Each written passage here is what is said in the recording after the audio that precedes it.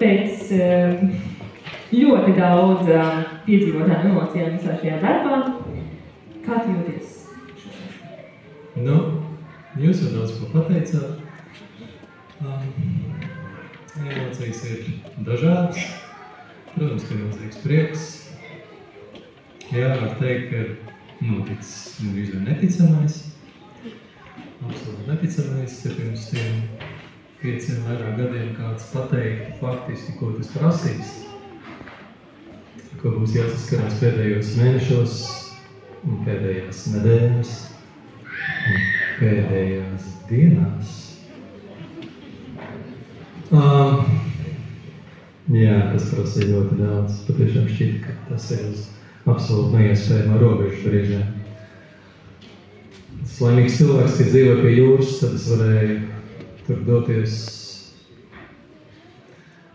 un faktiski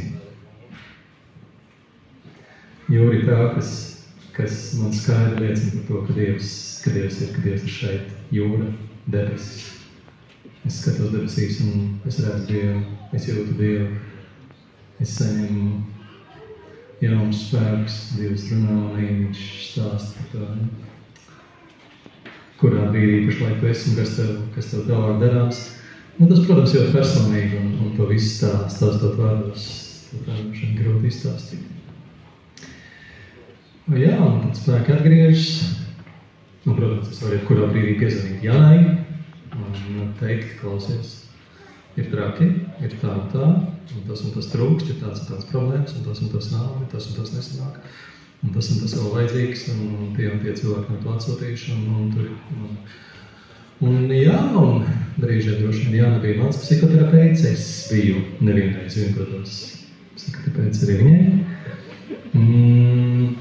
Jā, mēs turējām viens otram rokas pulsi. Es šķiet to darīju drusciņi paviršāk, jo man šķiet, ka pēdējo mēnešu laikā šā vietā ir kāds palaidības paspējis izdarīt. Daudz punkts.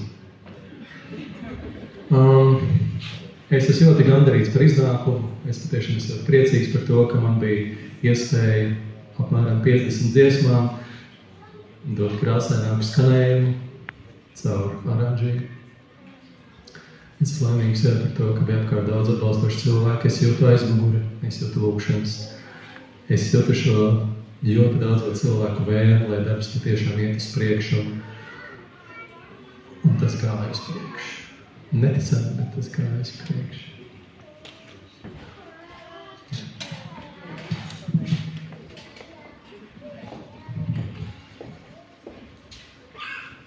Mēs dzirdēsim dziesmu Šis laiks ir svēts, kurai mūzikas autors ir Māris, vārdu autora ir Ingrida Markusa.